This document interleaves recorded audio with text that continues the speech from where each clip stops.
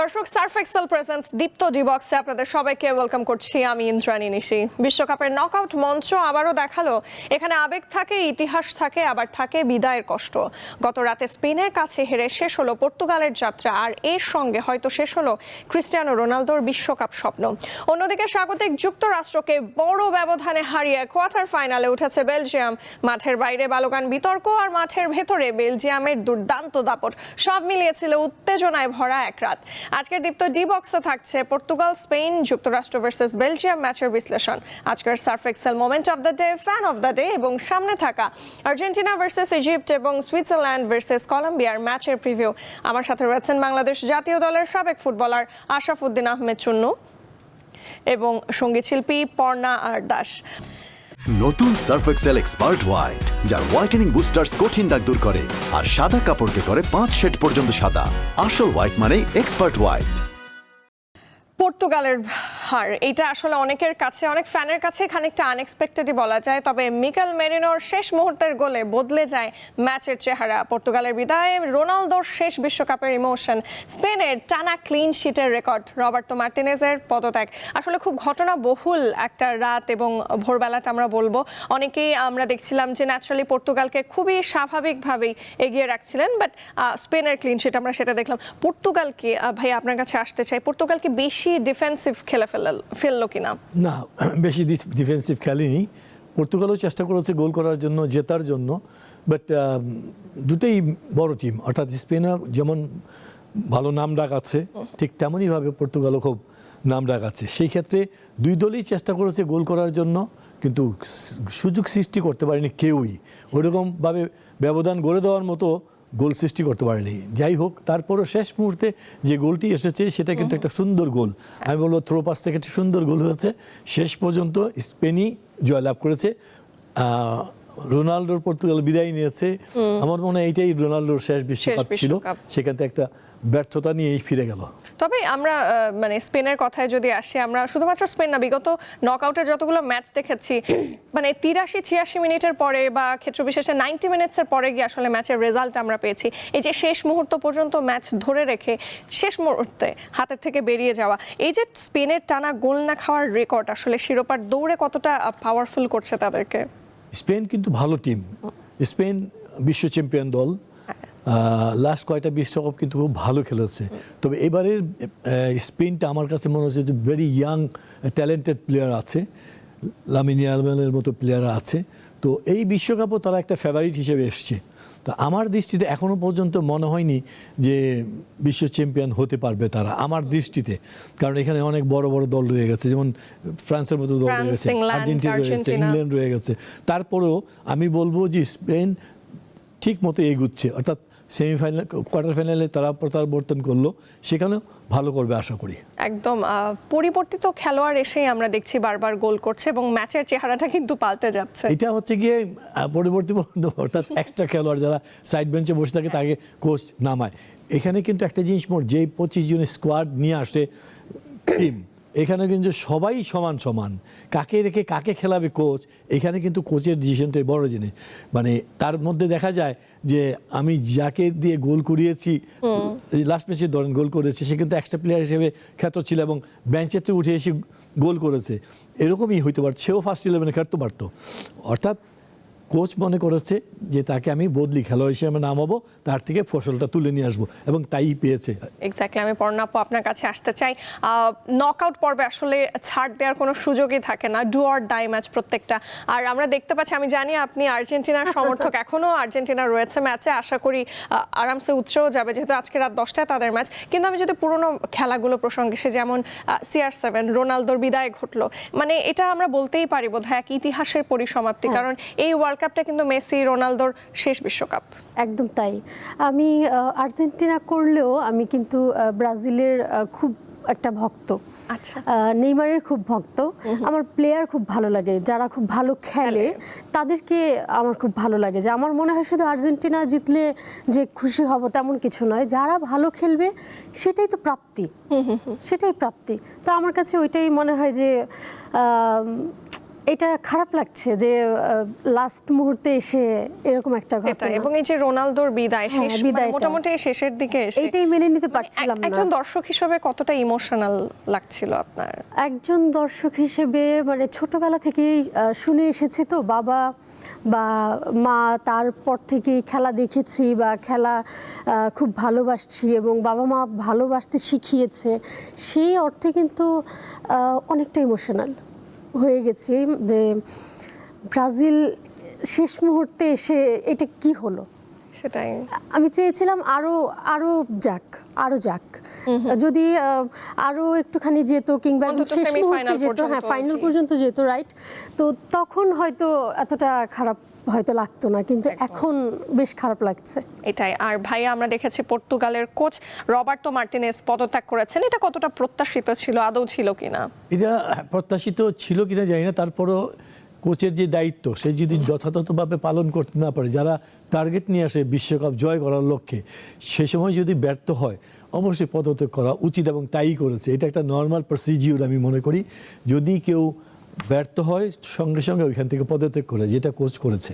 এবং আমরা যেটা শুনেছি একটু আগের ম্যাচগুলোতে, সাউথ কোরিয়ার কোচ উনিও পদত্যাগ করেছেন। হ্যাঁ, এবার আসতে চাই পরবর্তী ম্যাচটা নিয়ে, বেলজিয়াম ভার্সেস যুক্তরাষ্ট্র। দর্শক, আমরা জানি শুরু থেকেই খানিকটা বিতর্কের সম্মুখীন হয়েছিল যুক্তরাষ্ট্রের টিম। স্বাগতিক যুক্তরাষ্ট্রের বিদায় তো ঘটলো, ডি কেটলারের জোড়া গোল আমরা দেখেছি। যুক্তরাষ্ট্রের রক্ষণ ভাগের কতটা ভুল ছিল সেটা আমরা জেনে নেব আলোচনায়। তবে লুকাকুর গোল, এটা ছিল একেবারে প্রত্যাশিত। তবে বালগান বিতর্কের পর মাঠে বেলজিয়ামের উচিত জবাব। আমি সেই বিতর্কের প্রসঙ্গ ধরে আসতে চাই। অনেকেই বলছিলেন এই যেহেতু এরকম একটা সেনসিটিভ ইস্যু হয়ে গেছে ভাইয়া, যে যুক্তরাষ্ট্র ভার্সেস বেলজিয়ামের ম্যাচটা আসলে কতটা নিউট্রাল হবে, বাট ফাইনালে আমরা দেখলাম না, মাঠের খেলায় আসলে অনেক কিছু চেঞ্জ করে দিল। ইউএসএ কি নিজেদের ভুলেই ম্যাচটা হারলো কিনা? আসলে অনেকেই ভাবে যে নিউট্রাল হবে কিনা। আসলে যখন মাঠে রেফারি নামে, খেলোয়াড়রা নামে, তখন কিন্তু সবাই ফেয়ার করার চেষ্টা করে, বিশেষ করে রেফারিরা ফেয়ার করার চেষ্টা করে। এত বড় মঞ্চ, বিশ্বমঞ্চ, এখানে কোনো ভুল করার স্কোপ নেই, ভুল করার স্কোপ নাই। যে ভুল করে সারা বিশ্ব তাকিয়ে আছে আপনার দিকে। তো যেহেতু ম্যাচটা যুক্তরাষ্ট্র কিন্তু এবার প্রথম ম্যাচ থেকেই জানান দিচ্ছিল তারা খুব ভালো করবে, ফার্স্ট ম্যাচ থেকে ভালো করবে, সবাই আশা করছিল যুক্তরাষ্ট্র অনেক দূরে যাবে। গতকালকের ম্যাচটা নিয়ে অনেক তর্ক বিতর্ক আছে, সেই তর্ক বিতর্কে না যেয়ে আমি একটা কথা বলবো যে বেলজিয়াম যোগ্যতর দল হিসেবে জয়লাভ করেছে, অর্থাৎ গোল খেলার ক্ষেত্রে তারা কৃপণতা করেনি। বিশেষ করে 3 নম্বর গোলটা যেটা খেয়েছে সেটা গোলকিপারের দোষে খেয়েছে, আমেরিকান গোলকিপার বেরিয়ে এসে বলটা মারতে না পেরে তার পায়ের কাছ থেকে কেড়ে নিয়ে ওইখান থেকে গোল করেছে। এটা ছিল একটা সুন্দর একটা গোল। তারপরও 4-1 গোলের ব্যবধানে হারবে কিংবা বেলজিয়াম জিতবে, এটা কিন্তু কখনো মনে হয়নি। এতদিনে খেলা দেখে মনে হয়নি 4 গোল দিবে। 4টা গোল কিন্তু কম না। সেক্ষেত্রে লুকাকু এবারে বিশ্বকাপে তাকে সেকেন্ড হাফে নামাচ্ছে, সে কিন্তু সে তার দায়িত্ব সম্পর্কে যথাযথভাবে দলের প্রতি মানে অর্জনটা করছে। সে যথাসময়ে গোল করছে, দলকে এগিয়ে নিচ্ছে, কখনো জয়লাভ করাচ্ছে। এটা লুকাকুর জন্য একটা বিরাট বড় প্রাপ্তি। নিশ্চয়ই নিশ্চয়ই। আর বালগান বিতর্কের পরে কিন্তু ওই যেটা বললাম যে একটা আমরা ভাবছিলাম চাপ নিয়ে খেলবে কিনা, কিন্তু সেইটাকেই কি তারা আসলে ইতিবাচকভাবে একটা চ্যালেঞ্জ হিসাবে নিয়ে দেখিয়ে দিল বিশ্বমঞ্চে? অবশ্যই এটা একটা ইতিবাচক, বিশ্বমঞ্চে দেখে দিল। অনেকে অনেক কথা বলে, খেলার আগে অনেকে অনেক কিছু জানে এবং দেখে, পত্রপত্রিকা টিভিতে দেখে অ্যানালাইসিস করে, কিন্তু বাস্তব হচ্ছে যে খেলছে মাঠে, যে কোচ সে নির্ধারণ করবে, আর যে প্লেয়ার সে ফিট আছে কিনা সেও দেখবে, তারপরে মাঠে নামবে। আসলে বেলজিয়াম সেই কাজটি করছে। তা আমি মনে করি সঠিক সিদ্ধান্ত নিয়েই দলকে এগিয়ে নিয়ে গেছে। আমাদের দেশের ফ্যান বেজের কথা যদি বলি পর্ণা আপু, আসলে এখানে তো ম্যাক্সিমাম ফ্যান আর্জেন্টিনা, ব্রাজিল, এর পাশাপাশি হচ্ছে ফ্রান্স, জার্মানি, স্পেনেরও রয়েছে। যেহেতু জার্মানি এখন নেই, জি 80 থেকে 90% কিন্তু ব্রাজিল আর এবং আর্জেন্টিনা, মানে প্রত্যেক ছাদে দেখি মানে আর্জেন্টিনা নয়তো ব্রাজিলের পতাকা। তবে আমরা যদি দেখি যে এবার তো 3টা আয়োজক দেশ ছিল, ইউএসএ, কানাডা, মেক্সিকো। তো এই 3টা দেশই তো আসলে বিশ্বমঞ্চ থেকে বিদায় নিয়েছে। তো সেখানে কি আসলে সমর্থকদের সেই আবেগ উল্লাসে কিছুটা ভাটা পড়বে কিনা? আমি যদি সেখানে, তা তো পড়বে, যারা ভালোবাসা তো একদম মন থেকেই বাসে। আমি যেমন আর্জেন্টিনা যে আগেরবার জিতেছিল 2022, হ্যাঁ 22-এ যখন জিতেছিল, আমার মনে হচ্ছিল কি যে আমি বোধহয় কিছু একটা অ্যাচিভ করেছি। আমার মেসিকে এতটাই ভালো লাগে। তো এবং ব্রাজিলও আমি খুব পছন্দ করি, যার কারণে আমার প্রচন্ড দুঃখ যে থাকলেও পারতো, কিন্তু এটা কেন হলো লাস্ট মুহূর্তে? আমি যদি আঙ্কেলকে বলি যে আসলে এটা কেন, কিভাবে এটা কিভাবে হচ্ছে, এটা আমি মনে করি, আমি যে ব্রাজিলের ফ্যান হিসেবে বলবো, ব্রাজিল এবার ব্রাজিলের মতো খেলেনি। লাস্ট ম্যাচটা যেটা নরওয়ে যেটা খেলেছে, আমার কাছে মাঠের মধ্যে মনে হচ্ছিল নরওয়েকে ব্রাজিল, আর ব্রাজিলকে মনে হয়েছিল নরওয়ে। রাইট। ব্রাজিলের এই খেলা খেলে না কখনো। 56% বল নরওয়ের খেলোয়াড়দের পায়ে, 35% ব্রাজিলের। এটা কখনো কিন্তু হয়নি। এখানেই মানে গ্যাপটা সৃষ্টি করে দিয়েছে। আর আর্লিং হ্যালান্ড, আমি ওর খেলা রেগুলার ফলো করি, ম্যানচেস্টার সিটি খেলে, ওর যে গোল মেশিন, ওর পায়ে কিংবা ওর মাথায় যদি বল পড়ে, ওখান থেকে গোল না হয়ে কোথাও যাবে না, কারণ ওর অ্যাডভান্টেজ হচ্ছে 6 ফিট 5 ইঞ্চ। ও যখন হেডটা করে গোল করছে, ওর পাশে ডিফেন্সটা দেখবেন যে মিনিমাম 2 ফিট নিচে ছিল, ওইখান থেকে হেড করে গোল করেছে। আর যেটা সেকেন্ড গোল করেছে, ওর স্পিড পা হচ্ছে বাপা অরিজিন, সে বাপার তীব্র শট, গোলকিপারও বুঝতে পারেনি। আর ব্যাড লাক হচ্ছে ব্রাজিলের যে ডিফেন্ডার, ওর পায়ের ফাঁক দিয়ে বলটা, এবং মানে জাস্ট দর্শক নিশ্চয়ই মনে আছে আপনাদের 128 কিমি ছিল মানে গতি। It's really amazing. আমরা হচ্ছে এবার একটু বিরতি নিয়ে নেব, বিরতি থেকে ফিরে আমরা আলাপ করব, বাট তার আগে দর্শক দেখে নেব আজকের surf excel moment of the day. Portugal CR7 এর বিদায়, অন্যদিকে স্বাগতিক যুক্তরাষ্ট্রের বিদায়।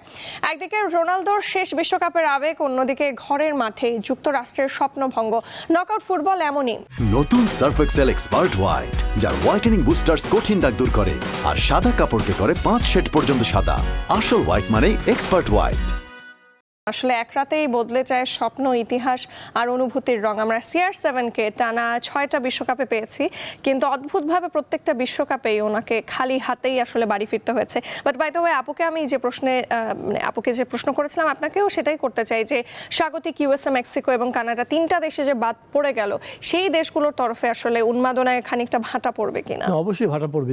তারাও প্রত্যাশিতভাবে আসছিল যে আমরা একটা কিছু করব, চ্যাম্পিয়ন না হয়ে একটা ভালো জায়গায় যাব, সেমিফাইনাল, কোয়ার্টার ফাইনালের মধ্যে যাবে। সেক্ষেত্রে দেখা যাচ্ছে স্বাগতিক 3টা টিমই রাউন্ড অফ 16 থেকে বিদায় নিয়েছে। নিশ্চয়ই তাদের সমর্থকদের মধ্যে একটা ব্যথা থাকবে। বাট কথা হচ্ছে যে ওই দেশে হয়তো বা অতটুকু উন্মাদনা থাকবে না, কিন্তু সারা পৃথিবীর মধ্যে সেই উন্মাদনাটা থাকবে, কারণ বিশ্বকাপ চলমান। সেখানে চ্যাম্পিয়ন হওয়ার জন্য যে সমস্ত দলগুলি আসছে, তাদের সারা বিশ্বজুড়ে কিন্তু সমর্থক আছে। সেই সমস্ত সমর্থকরা সেই দেশকে বাঁচিয়ে রাখবে, তাদেরকে মানে সাহস যোগাবে, সমর্থন যোগাবে। বিশ্বকাপ শুধু মাঠের লড়াই নয়, সমর্থকদের অনেক অনেক আনন্দ উৎসবেরও নাম। আজকের surf excel fan of the ডেতে থাকছে মৌলভীবাজারে এক ব্যতিক্রমী আয়োজন। দর্শক দেখে নেব। ফুটবল বিশ্বকাপ ঘিরে বাংলাদেশের নানা প্রান্তে চলছে রঙিন আয়োজন, আর মৌলভীবাজারে দেখা গেল এক ভিন্ন দৃশ্য।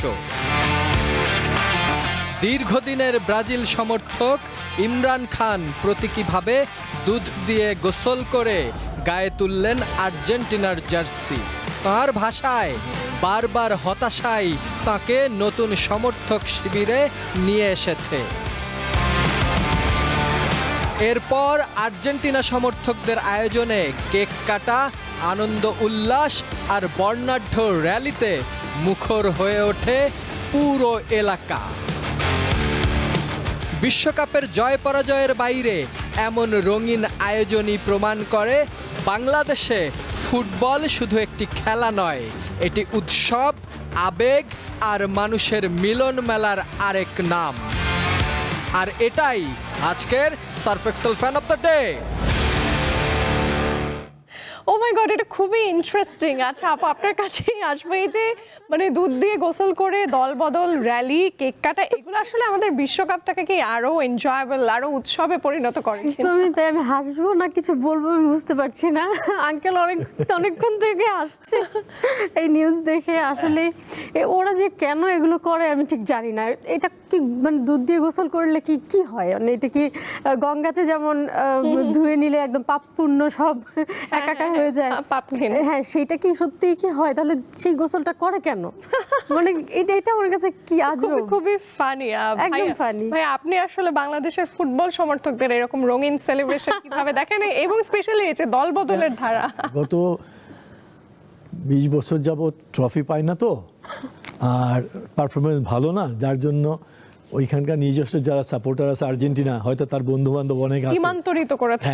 হ্যাঁ, তারা এটাকে তার প্রতি প্রভাব ফেলেছে, যার জন্য সে দুধ দিয়ে গোসল করে আর্জেন্টিনায় ফিরে গেছে। God, it's really অর্থাৎ এটা একটা কি বলবো আবেগ।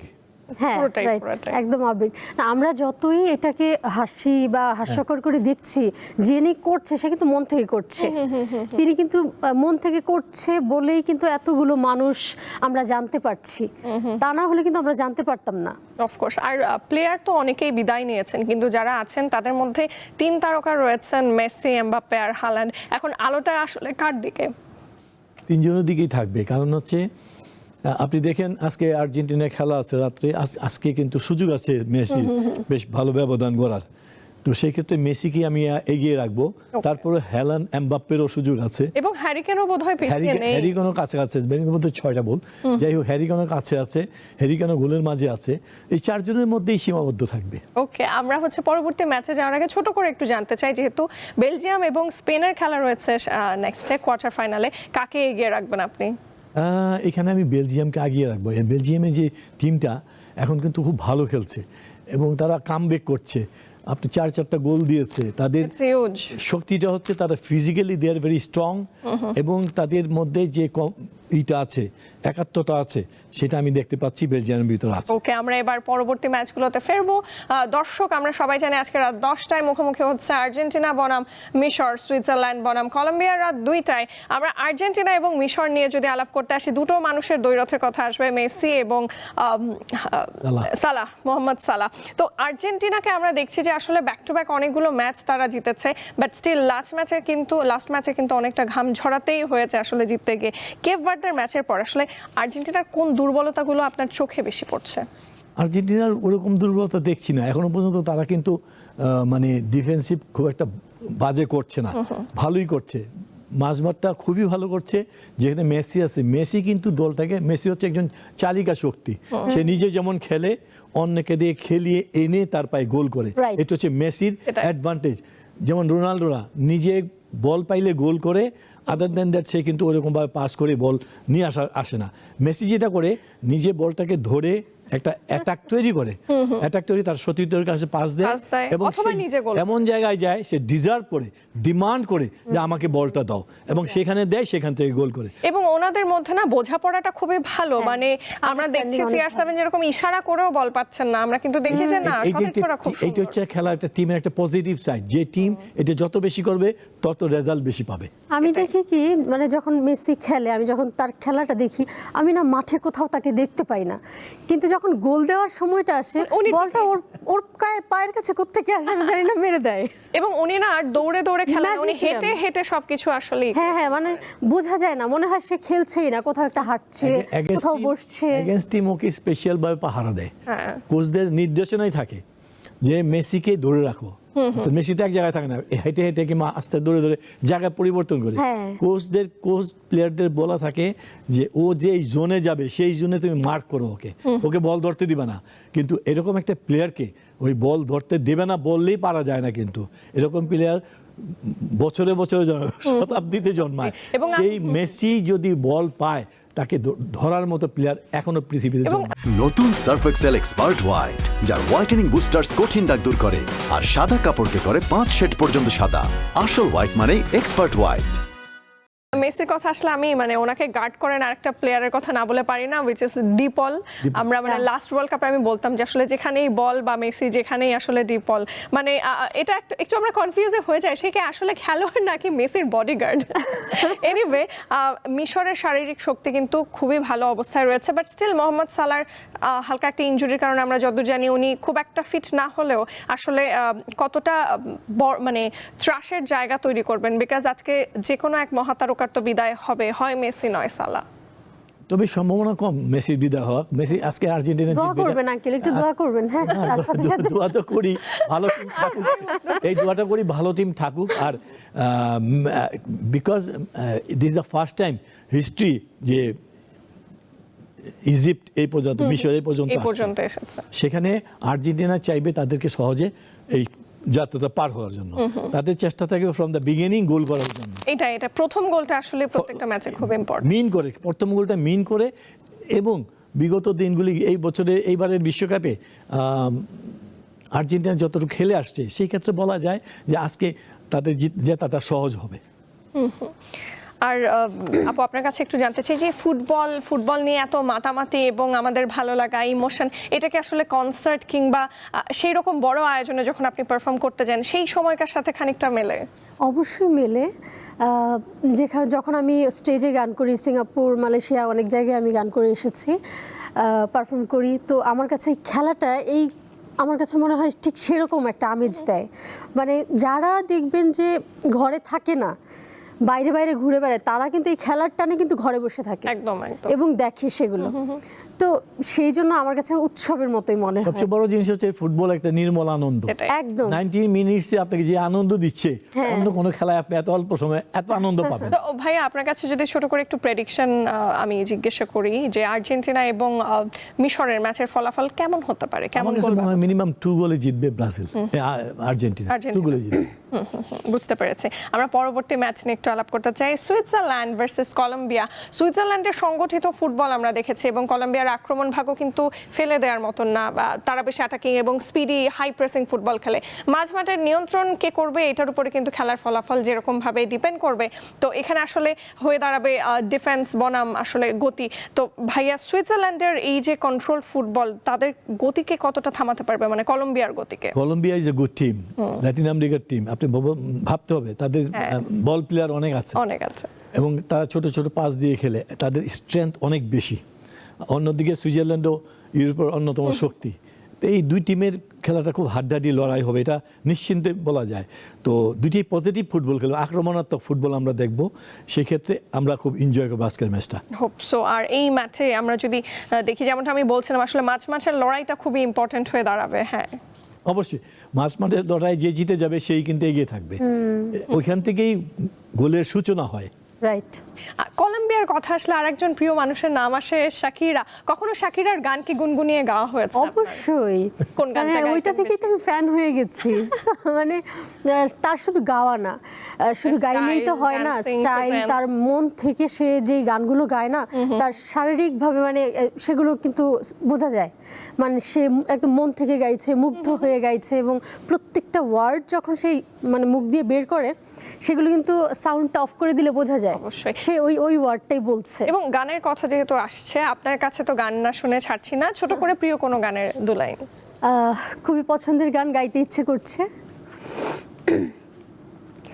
এই জীবন সংসার বড় মধুময়, যদি গো সেখানে ভালোবাসার,